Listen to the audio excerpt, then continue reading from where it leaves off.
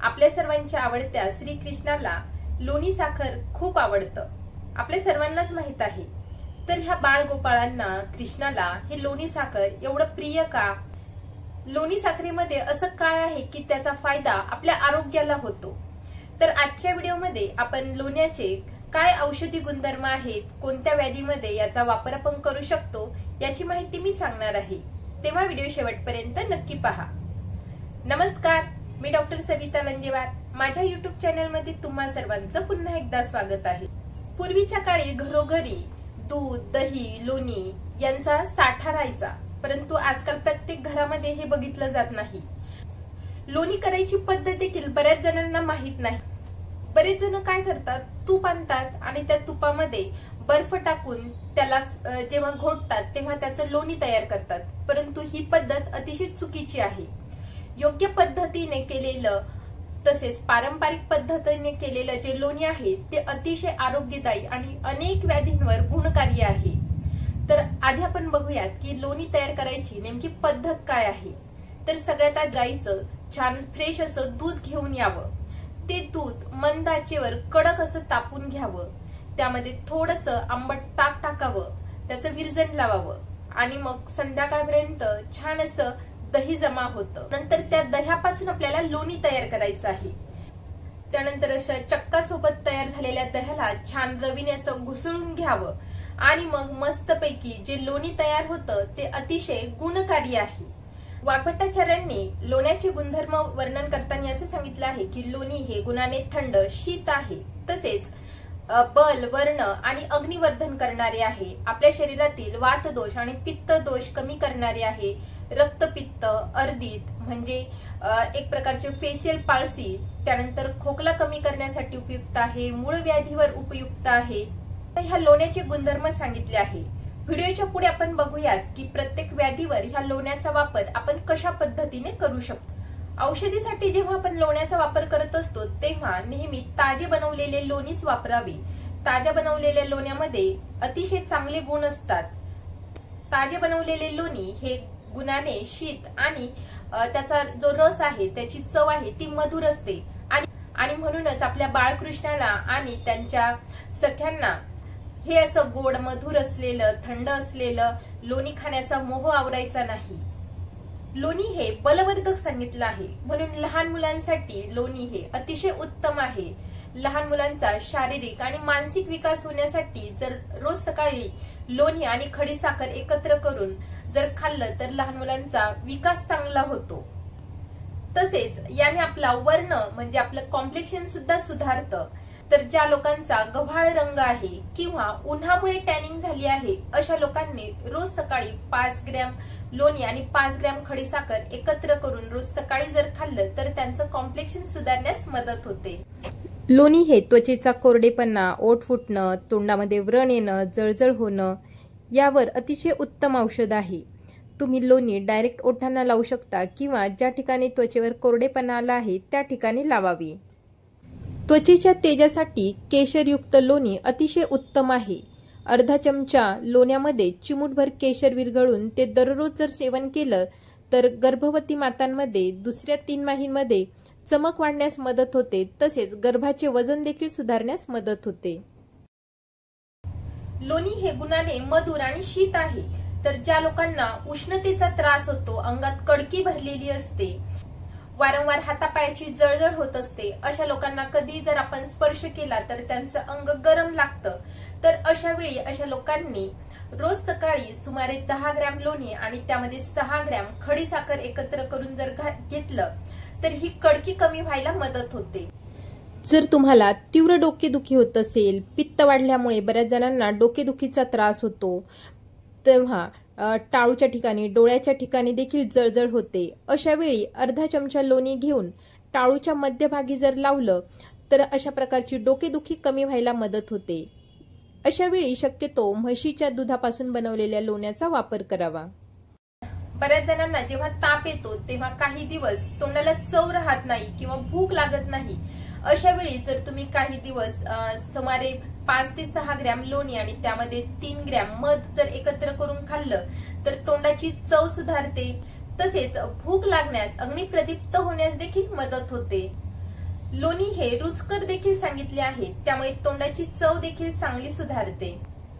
जर तुम्हाला कोरडा खोकला असेल, वारंवार खोकल्याची ढास येत असेल, बऱ्याच जणांना कोरड्या खोकल्यामुळे रात्री रात्री झोप येत नाही, अशा वेळी जर तुम्ही लोणी आणि खडीसाखर एकत्र करून खाल्लं तर अशा प्रकारचा कोरडा खोकला लवकर कमी व्हायला मदत होते।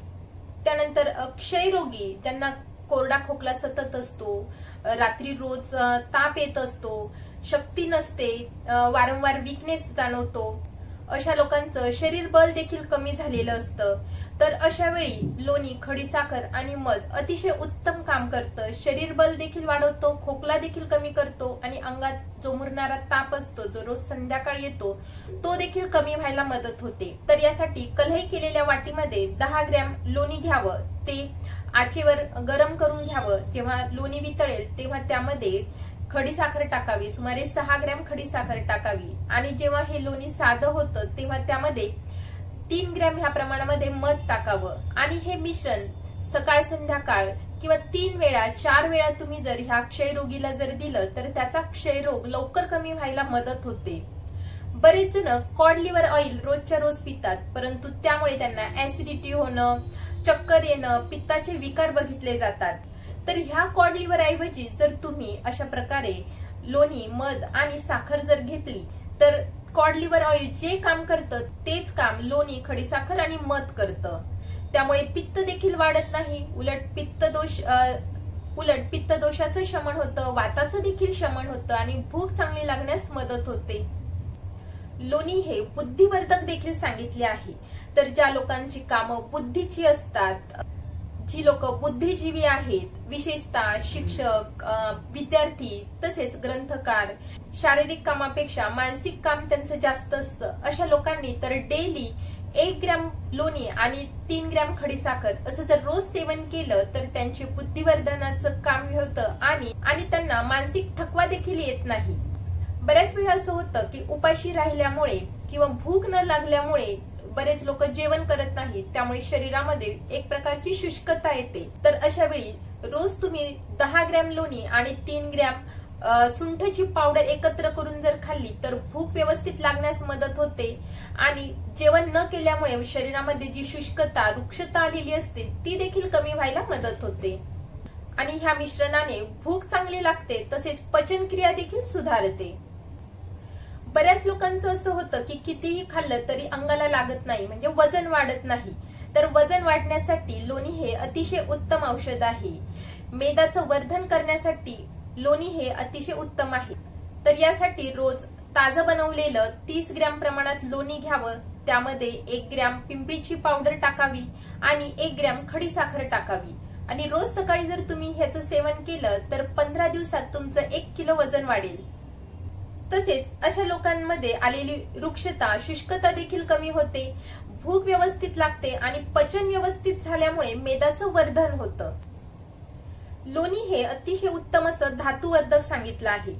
लोणी तयार करण्याची जी प्रोसिजर आहे ती म्हणजे दूध, दुधापासून दही, दह्यापासून मग लोणी, तसंच आपले जे सप्तधातू आहेत तर ते देखील असं क्रमशः तयार होत असतात। सुरुवातीला रसधातू, मग रक्तधातू, मग नंतर मांसधातू, मेदधातू, अशा प्रकारे। आणि म्हणूनच सप्तधातू वर्धनासाठी लोणी हे अतिशय उत्तम आहे। सप्तधातू क्षीण झाल्यामुळे मनुष्य देखील क्षीण व्हायला लागतो, शुक्रधातू क्षीण झालेला असतो। अशा वेळी रोज सकाळी जर तुम्ही लोणी, मध, खडीसाखर आणि पिंपळी पावडर याचं मिश्रण करून जर घेतलं तर सप्तधातू वर्धनाचं काम व्यवस्थितरित्या होतं आणि क्षीण झालेला मनुष्य तंदुरुस्त होतो, बलवर्धन होतं आणि सप्तधातू वर्धन झाल्यामुळे धष्टपुष्ट होतो। बऱ्याच जणांना वारंवार तोंड येत असतं, तसेच अन्न व्यवस्थित पचत नाही, जेवलं की वारंवार संडासला जायला लागतं, इकडे जेवण करतात आणि लगेच इकडे संडासला जातात, तर यालाच पित्तजग्रहणी असे म्हणतात। तर ह्या पित्तजग्रहणीवर लोणी हे अतिशय उत्तम औषध आहे। तर यासाठी 1 ग्रॅम लोणी, 2 ग्रॅम जिऱ्याची पावडर, 3 ग्रॅम खडीसाखर असं मिश्रण तुम्ही सकाळ संध्याकाळ जर घेतलं तर पित्तजग्रहणीमुळे होणारे वारंवार होणारे जुलाब कमी व्हायला मदत होते, तोंड येणं, अन्न न पचणं ह्या गोष्टी देखील कमी होतात। बऱ्याच जणांना मूळ व्याधीचा त्रास असतो किंवा फिशरचा त्रास असतो, फिशर मधून रक्तस्राव होतो किंवा मूळ व्याधीतून रक्तस्राव होत असतो, तर अशा वेळी लोणी हे अतिशय उत्तम असं औषध आहे। यासाठी 1 ग्रॅम लोणी घ्यावं, 1 ग्रॅम नागकेशरची वस्त्रगाळ अशी पावडर घ्यावी आणि त्यामध्ये 3 ग्रॅम खडी साखर मिक्स करावी। हे मिश्रण सकाळ संध्याकाळ जर तुम्ही घेतलं तर मूळ व्याधीमुळे होणारा रक्तस्राव कमी होतो, संडासला लागणारा जो जोर आहे तो जोर कमी होतो, संडासला व्यवस्थितरित्या साफ व्हायला मदत होते। तर अशा प्रकारे तुम्ही देखील ताज्या बनवलेल्या लोण्याचा वापर घरच्या घरी विविध आजारांवर करू शकता। पुन्हा भेटूयात पुढच्या व्हिडिओमध्ये। तोपर्यंत हेल्दी खा, हेल्दी रहा, आयुर्वेदाला जवळ करा। नमस्कार।